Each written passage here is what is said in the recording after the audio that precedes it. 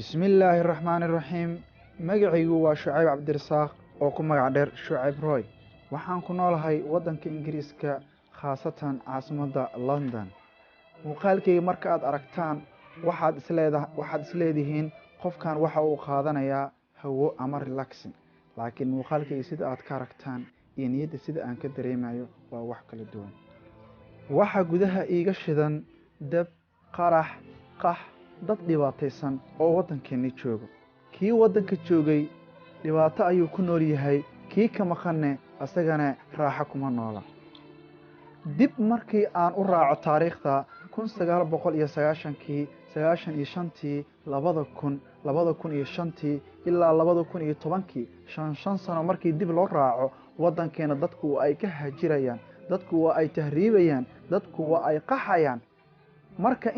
intii joogtay haddii la dhammeeyo haddii qarax lagu dilo haddii gaajo ay u laadaan ma sidaan ayaa dad noo ah ilaa iyo goormo ayaan sidaan ku jiraynaa intii ku jirta haddii waddankii ka qaxdo intii joogtana ay waddankii ku la'ato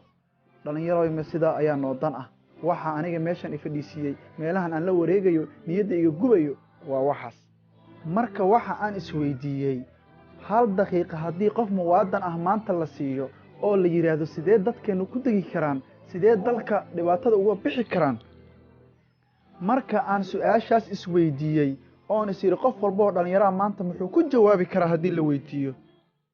ayaan waxaan su'aalay dhallinyarta igula nool deegaanka aan ku noolahay ee ingiriiska khaasatan London waxaana ay iigu jawaabeen sidatan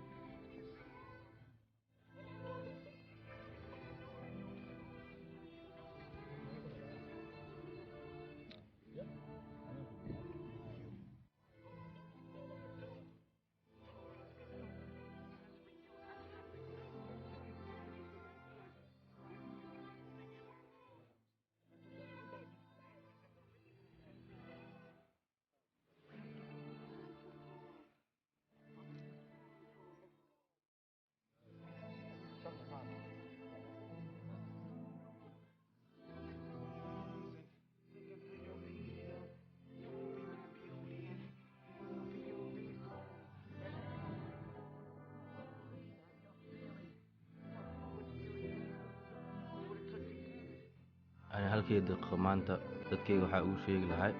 maadaama hadda aan Soomaali ka imaaday waddankeena dhibaato badan aan ku soo arkay qaraxa arkay waxaa arkay ilmo oo hooyo aaba lahayn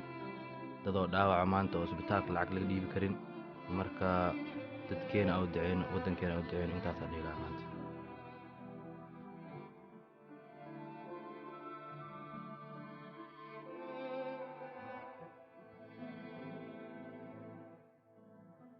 maanta halkayga daqiiqa waxaan uga faa'iidaysanahay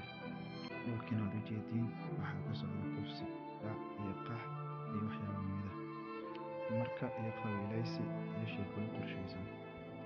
marka halkayga daqiiqa haddaan uga faa'iidaysan lahay waxaan idin dhihi lahay dhulkiina hooyo garab qabta isku soo baxa oo sheergareeya meel walba ku faafiya websaydyada dhiga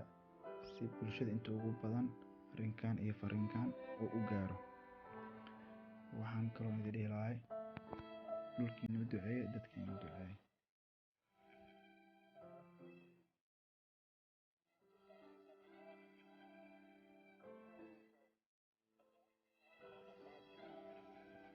halkayga daqiiqa waxaan uga faa'iidaysanayaa haddii had Soomaali rooblaan ka dhacdo mise dhibaato dadkeena aan isku soo baxnaa oo aan u duceynaa aan u albarinaa marka dhallinyarada waxaa noo diiday inaan isku soo baxno oo aan Soomaali u duceyno dalkeena dadkeena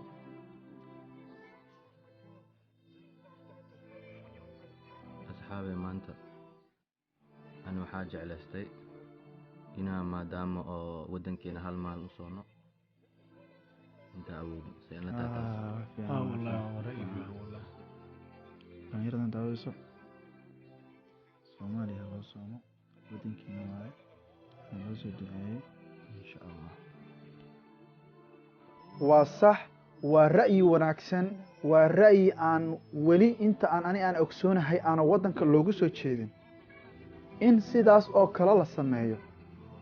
maantay haddii ra'yiga na hor yimaado sideen u soonnaa sideen ugu alabarinaa waddankeenna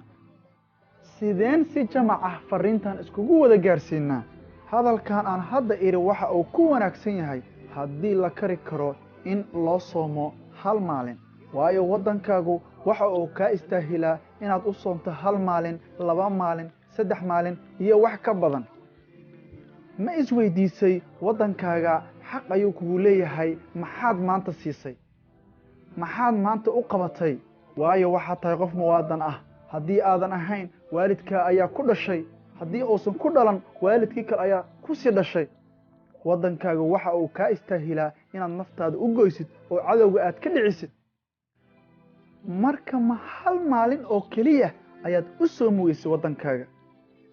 walaalkeeyow walaasheeyow waalidkeeyow qof walbo i dhegaysanayo waxaan kaa codsanayaa in aad fariintan gudbiso in aad gaarsiiso walaalkaa inaad gaarsiiso waddankaaga inaad gaarsiiso saaxiibkaa inaad sheergarayso in fiidiyowgan fiidiyow lamid a aad soo samayso si ummadda soomaaliyeed ay hal mar iskugu raacaan in hal beri la wada soomo waayo ilaahay wixii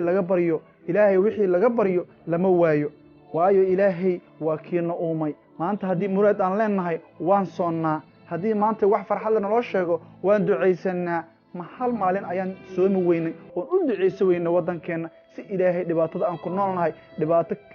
arrin ka fiican noogu bedelo wanaag noogu bedelo kii dibadda ku noolaay iyo dalka kii ku noolaaba niyaddooda farxad ka wada dhigo waxaan halkan mahad gaar ah uga dirayaa walaalkayga cusmaan aadan oo igu dhaliyey fikirkan waxaan kaa codsanayaa haddaad i daawanayso haddaad i dhegaysanayso fikirkan inaad u gudbiso walaalkaaga saaxiibkaaga ama deriskaaga waayo waa arrin wanaagsan ilaahay khayrka hana wada waafajiyo